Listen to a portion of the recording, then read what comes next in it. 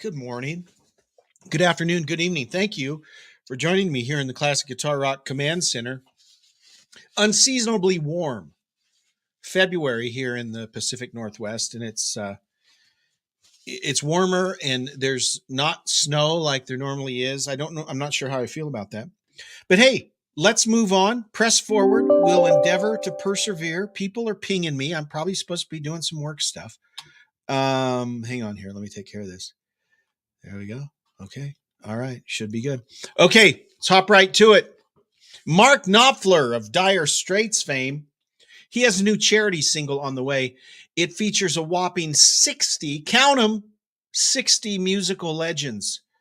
It's a recording of Knopfler's 1983 song Going Home, theme from Local Hero. It's coming on March 15th. Who played on this? Well, how about Eric Clapton, Steve Cropper of Booker T and the MGs and the Blues Brothers, Peter Frampton, David Gilmour, Buddy Guy, Tony Iommi, Joan Jett, Brian May, Tom Morello, Slash, Bruce Springsteen, Sting, Joe Walsh, Ronnie Wood. I think Alex Lifeson is on it too. And perhaps even more of note, the late Jeff Beck played on this track. This was recorded right before he passed away a year ago. Quote, this is from Knopfler. What I really want to do more than anything else is just to thank each and every one for this sterling response. I really had no idea that it was going to be like this. It hit producer Guy Fletcher and I quite early on that we had to extend this piece somehow to take in the number of people who joined in. Before I knew where I was, Pete Townsend had come into my studio armed with the guitar and an amp. Excuse me, I'm getting choked up. And that first Pete power chord, man, I tell you, we were in that territory and it was just fantastic. And it went on from there. Eric Clapton came in, played great, just one tasty lick after another. Then Jeff Beck's contribution arrived, and that was spellbinding. I think what we had is an embarrassment of riches, really. The whole thing was a high point. So this single is raising money for the British charity Teenage Cancer Trust and its American equivalent, Teen Cancer America. So as soon as you see this go on sale, know that the proceeds will go to those two great causes. Good on Mark Knopfler, and I'm sure those are always fun, right? Whether it's that, the hearing aid, they did a aid thing for the earthquake in Armenia, Armenia, not Armenia, Armenia. Of course, USA for Africa, the Band-Aid. Are they kind of cheesy? Absolutely, they're kind of cheesy, but it is cool to see all those people in one place, and they're all doing it for free, right? It's all for a good cause. You can't knock that. It's great. It's awesome that they're doing that. Some news on one of my favorites, my boy. Also, he's a follower of the Classic Guitar Rock. We appreciate him. Stephen Pearcy of Rat.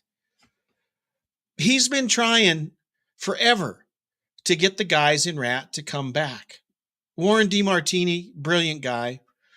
Stephen Pearcy, very unique vocal. That's one of the things that set Rat apart. For my money, Rat was the best of the LA scene bands. You got Rat, you got Dokken, and then you got Motley Crue, Poison. I mean, there's quite, to me, this is my personal opinion, talent-wise, originality, Rat and Dokken, I just think were better than the rest of the LA bands. And I love that LA metal scene. I'm not knocking them. I just think Rat was at the top of that heap. He says, quote, I've reached out and I'm pretty much done reaching out to get the guys from the classic Rat lineup together. Okay. Well, Robin King Crosby has passed away. Right. And I think that was a lot of the chemistry, at least from the songwriting standpoint, was Stephen and Robin. Warren was the stronger guitarist. In fact, on the later albums, Warren was pretty much doing almost all the guitar stuff, playing all the solos. But Robin was a driving force in the band as far as just kind of leading the band and writing songs. But Stephen is to a point where he's just tired of reaching out. How much more can I reach out? Let me read this again. I've reached out and I'm pretty much done reaching out to get the guys together. Whether we bring in Carlos Cavazo, remember Carlos Cavazo was in Quiet Riot, and for a number of years he played in Rat. Hi, Marlon. Thanks for checking in, sir. Great guitarist, and I think he was a great fit. You know, you see the footage of him playing with Rat, and it's like he just fits right in. Perfect fit. They also did a tour with one of my favorite guitarists ever, Michael Schenker. And there's footage. You can go out and see them. I think it was a weird deal when they had Michael. I think he only played like half of the set. I don't know that he played the whole set, but this was after, I don't know if it was after Robin had died or if he was just no longer, I don't remember the timeline there. But yeah, Schenker was in the band for a while. He says, you know, we could bring in Carlos again, Michael Schenker, another guitarist. They're still not going to fill Crosby's shoes ever, ever, ever. But we could actually go out and do something cool for our fans, and that would be okay. But I've tried, and that's about all I can do. So in terms of seeing Rat back together, doesn't sound real promising.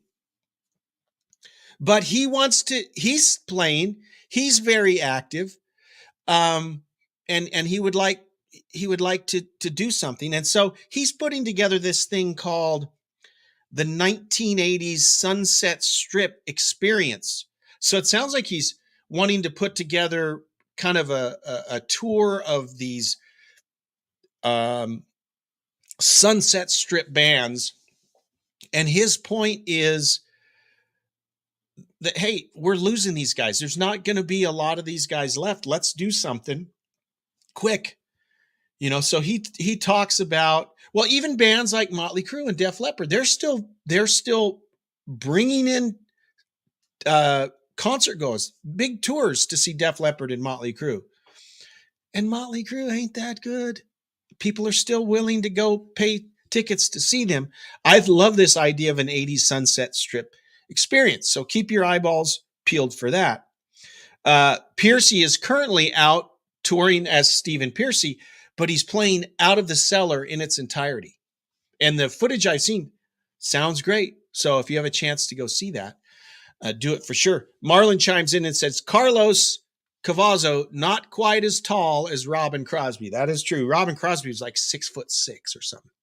When I saw them, I was literally front row, and there's Robin Crosby, probably 4 feet away. You know, there's a little space there where the security guards walk back and forth. So there's a little buffer. Then there's his monitor, and then he's right there. Robin Crosby right there. I got one of his pics. My brush with fame. It was awesome. All right. Iron Maiden's Bruce Dickinson. We've talked about his Mandrake project. The 1st of March. So that's just right around the corner is when it gets released. They've, let's see, he's released, I think, 2 tracks from it so far, and I've dug them. And the videos are like full-blown movies, right? They make them very cinematic, opening credits, closing credits, that sort of thing. Kind of fun. But this is what's funny. This Mandrake project, the first time Bruce has ever played guitar on a record. Despite being more comfortable, is this from Blabbermouth? No, this is from guitar.com, I think. Despite being more comfortable behind the mic, the Mandrake project introduces Dickinson on guitar for the first time on record, though he has used it plenty of times to write songs across his career. And it turns out he's not all that impressed by his own playing. He says, quote, "It's minimalist to say the least. I couldn't tell you a pentatonic scale from a gin and tonic. I don't rate my guitar playing at all, but it sounds good. I like it." So he's playing the guitar. You can hear him play guitar on the Mandrake project. He also plays bongos on a song. How about that? Nothing goes together better than Iron Maiden and bongos. I'm looking forward to it. Never let the fact that you can't play guitar keep you from trying. Look at me, right? I've got a 40-year career, over 40 years I've played the guitar poorly, and I love it. There's nothing wrong with that. The guitar is meant to be played. It's meant to be enjoyed. It's meant to share with other people, even if they don't want to hear it, right? That's what the guitar is for. All right. I got an email. It might get long. Dear CGR, I recently saw a documentary from several years ago called It Might Get Loud. See what I did right there? It featured Jimmy Page, The Edge, and Jack White. It was very interesting. Have you seen it? What are your thoughts on these three very different guitarists? Owen Sandiford. Owen, thank you. I have seen that. I love it. I love that documentary. It's very interesting. What do I think of the guitarist Jimmy Page? Well, Jimmy Page is Jimmy Page, right? He's a legend. Love Jimmy Page. I am a huge fan of The Edge. Okay, I know that for whatever reason, U2 is kind of divisive. I hear a lot of animosity towards U2. The Edge is an artist.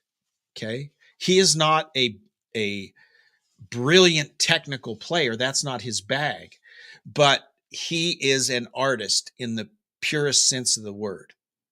I mean, some of the most majestic, beautiful guitar songs, guitar sounds are from U2. He made the whole use of he wasn't the first person to use a delay pedal, obviously, but he used it in such a way that it really became an instrument, right? And I mean, Joshua Tree is a phenomenal album.